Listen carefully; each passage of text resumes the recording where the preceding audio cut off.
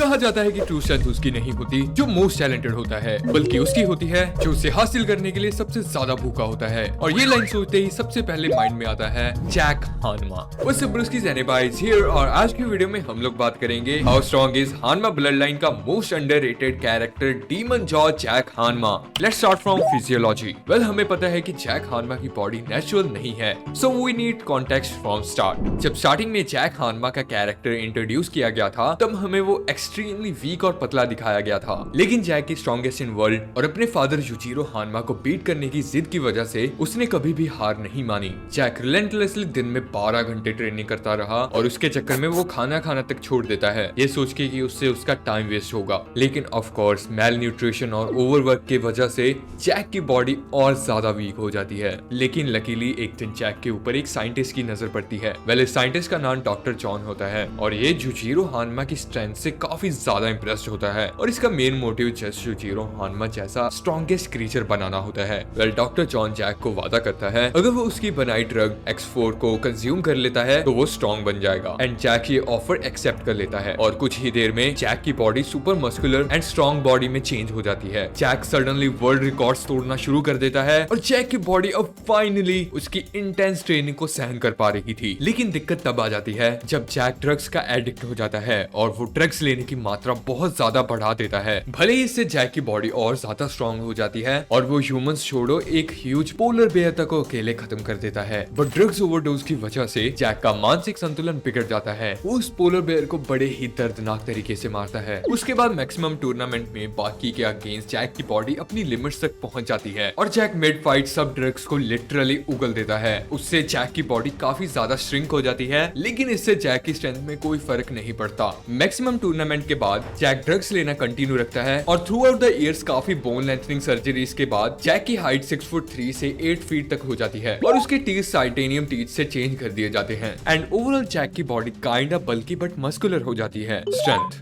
Jack हानमा की core strength किसी भी रियल लाइफ ह्यूमन की स्ट्रेंथ को काफी ह्यूज मार्जिन से सरपास करती है। For example Jack around 400 to 500 kg easily अपने माउथ से उठा सकता है और लिटरली एक ह्यूज ट्रक टायर को अपने माउथ से पकड़ के पूरी तरह स्ट्रेच कर सकता है, क्योंकि जैक की बाइट फोर्स लॉइन से भी ज्यादा पावरफुल है। बेसिकली जैक की बाइट फोर्स को तुम एक हाइना से कंपेयर कर सकते हो। इनफैक्ट जैक एक बार लिटरली फुल पिग मीट को 10 सेकंड में खा जाता है, जो कि कई गुना ज्यादा फास्ट है किसी भी रियल लाइफ एनिमल की ईटिंग स्पीड से। तो इस बात से तुम अंदाजा लगा सकते हो कि जैक के लिए थिक मसल्स और बोन्स को चबाना कोई बड़ी बात नहीं है। इस टेक्निक को जैक आगे चल के God of the wave biting नाम देता है। वेल, इस स्पेसिफिक टेक्निक की बात हम स्पेशल एबिलिटी सेगमेंट में करेंगे। वेल, उसके अलावा जैक हानमा की अपर कट टेक्निक भी काफी ज्यादा पावरफुल है और जिस स्टाइल से जैक अपर कट यूज करता है उसके लिए तुम्हें इनह्यूमेन कोर स्ट्रेंथ चाहिए होगी। For example pre historic pickle जिसका वेट 200 kg और हाइट 8 फीट होती है, उसे जैक अपने पावरफुल अपर कट अटैक से हवा में 20 मीटर दूर तक फेंक देता है। जैक के नॉर्मल पंचेस भी most world class champion boxer से ज्यादा पावरफुल हैं, जैसा हमने Jack versus Junior Ali fight में देखा। जैक ने इजीली जूनियर अली को काफी जल्दी हम्बल कर दिया था। अगेंस्ट क्रॉस की जैक ने उसे इतनी तेज पंच मारा था कि उससे पूरा टेलीफोन बूथ हवा में काफी मीटर ऊपर उठ जाता है। ड्यूरेबिलिटी जैक हानमा बाकी कैरेक्टर्स में से one of most durable character है। आई मीन आज तक जितनी जैक ने मार खाई है ये काफी सरप्राइजिंग है कि वो अभी तक जिंदा है। जैसे कि जैक वर्सेस पिकल फाइट में पिकल जैक को इतने स्ट्रॉन्ग पंचेस मारता है कि जिससे जैक का जॉ लिटरली टुकड़े टुकड़े हो जाता है। बट एज ऑलवेज जैक रहा जिद्दी, वो फिर से वापस आ जाता है फिर से मार खाने के लिए। अब जैक वर्सेस पिकल की बात कर ही रहे हैं तो हम कैसे भूल सकते हैं बाकी हिस्ट्री की मोस्ट बैड किस के बारे में। आफ्टर दिस किस जैक का माउथ लिटरली उधड़ गया था और इतना ब्लड लॉस काफी था एक हट्टे कट्टे आदमी को बेहोश करने के लिए। But Jack has always kept fighting. Jack ने स्ट्रेट अप यूजिरो हानमा से भी मुंह पे पंच खाया है और सर्वाइव भी किया है। माइंड यू यूजिरो हानमा का पंच इनफ है 6 मैग्नीट्यूड के अर्थक्वेक को रोकने के लिए। जैक के मसल्स स्टील से भी ज्यादा स्ट्रॉन्ग हैं। वो easily full force fear attack को टैंक कर सकता है। Against Kroski and early junior Jack काफी स्ट्रॉन्ग पंचेस और किक्स खाता है, लेकिन उनसे जैक को कुछ खास फर्क नहीं पड़ता। Speed and reflexes Jack Hanma ने अपने रिफ्लेक्सेस को सुपर ह्यूमन लेवल तक शार्प कर लिया है। जब क्रॉस्की जैक पे बुलेट की स्पीड से नेल फेंकता है तो जैक कुछ मिली सेकंड्स में नेल की स्पीड और ट्रैजेक्टरी रीड कर लेता है। लेकिन शॉकिंग पार्ट ये होता है कि जैक नेल को डॉच नहीं करता, बल्कि लिटरली अपने मुंह से कैच कर लेता है। जैक की फाइटिंग स्पीड भी इंसेनली फास्ट है, जैसा हमने देखा सुकुने वर्सेस जैक फाइट में। जब सुकुने स्ट्रेट जैक को फेस पे पंच मारता है तो जैक मिली सेकेंड्स में सुकुने की एक फिंगर को उसके हाथ से अलग कर देता है। रनिंग की बात करें तो जैक स्टार्टिंग में ही ड्रग्स के यूज के बाद इजीली अंडर 10 सेकंड 100 मीटर तक डिस्टेंस कवर कर पा रहा था। जैक को अगर एनिमल से कंपेयर करें तो वो पोलर बेयर से भी ज्यादा फास्ट भाग सकता है। माइंड यू, एक नॉर्मल पोलर बेयर एक नॉर्मल ह्यूमन से ट्रिपल फास्ट भाग सकता है। और यहाँ जिस पोलर बेयर की बात मैं कर रहा हूँ वो डेफिनेटली नॉर्मल तो बिल्कुल भी नहीं होता। स्पेशल एबिलिटीज, जैक हानमा ने थ्रू आउट द इयर्स काफी सारी स्पेशल एबिलिटीज और टेक्निक्स डेवलप करी हैं और लिस्ट के टॉप में आती है जैक की न्यूली डेवलप्ड मार्शल आर्ट गाडाओ the way of fighting. Basically इस फाइटिंग फॉर्म में जैक अपने टाइटेनियम टीथ्स और स्ट्रॉन्ग जॉ मसल्स यूज करता है अपने ओपोनेंट्स को मिड फाइट बाइट करके उन्हें सीवियरली इंजर्ड करने में। जैक ने अपनी सेंसेस को इस हद तक शार्प कर लिया है कि वो अपने ओपोनेंट की बॉडी में सभी वाइटल वेन्स, नर्व्स, पॉइंट्स को देख सकता है। इसकी मदद से जैक एग्जैक्टली उन्हीं पॉइंट्स पे अटैक करता है जहाँ पे ब्लड लॉस होने के चांसेस सबसे ज्यादा हों, बेसिकली एक वाइल्ड एनिमल की तरह। इस टेक्निक की हेल्प से जैक स्टील स्वॉर्ड को भी अपने दांतों से तोड़ सकता है और इस टेक्निक को सीखने के लिए जैक को बहुत ही ज्यादा हार्ड ट्रेनिंग इंड्योर करनी पड़ी, जैसे कि मुंह से ट्रक टायर स्ट्रेच करना, घंटों एक कपड़े को अपने मुंह से पकड़ के लटकना और हंड्रेड्स ऑफ केजी वेट उठाना। बिसाइड्स दैट जैक अनकॉन्शियस होने के बाद भी एक डेडली अटैक परफॉर्म कर सकता है जो कि इनफ है पिकल तक को जान से मारने के लिए। हालांकि पिकल ने ये अटैक अपनी एनिमल इंस्टिंक्ट की हेल्प से सेंस कर लिया था। अगर कोई और फाइटर होता तो मोस्ट लाइकली अपनी जान गंवा देता। उसके अलावा हम जैक की ट्रू इंडोमिटेबल स्पिरिट को कैसे भूल सकते हैं। बचपन से ही जैक को स्ट्रॉन्गेस्ट बनना था और अपने फादर यूजिरो हानमा को बीट करना था और उस सपने को पूरा करने के लिए जैक भगवान के बनाए नियमों को भी ठुकरा देता है। जैसा मैंने इंट्रो में बोला, ट्रू स्ट्रेंथ उसकी नहीं होती जो मोस्ट टैलेंटेड होता है, बल्कि उसकी होती है जो उसे पाने के लिए सबसे ज्यादा भूखा होता है। हालांकि ये लाइन बाकी जैसे एनीमे के लिए कहना थोड़ा वियर्ड है। इसमें तुमको ऐसे कैरेक्टर देखने को मिलते हैं जो बचपन से ही टैलेंट के बल पर पूरी दुनिया जीतने का दम रखते हैं और इस वर्ल्ड में जैक जैसा आदमी जिसके पास कुछ भी नहीं होता सिवाय एक ड्रीम और हार्ड वर्क के, वो भी वन ऑफ स्ट्रॉन्गेस्ट कैरेक्टर्स में एक्सेप्ट किया जाता है। हालांकि जैक ने ड्रग्स यूज करके इजी पाथ चूज किया, बट और क्या ही ऑप्शन थी उसके पास स्ट्रॉन्ग माइंड था और विल थी, लेकिन बॉडी नहीं थी जो उसकी डिटर्मिनेशन को सहन कर पाती। जिस पॉइंट पे आकर 99% लोग हार मान जाते हैं, वहाँ उसने आगे बढ़ने का स्टेप लिया। और जैक की फ्यूचर पोटेंशियल की बात करें तो कुछ थ्योरी सुनने में आ रही है कि जैक में भी डीमन बैग की जगह एंजल बैग अवेकन करे। हालांकि ये सुनने में काफी वियर्ड लगता है, लेकिन ये मे भी पॉसिबल भी हो सकता है। रिसेंट चैप्टर्स में हमने देखा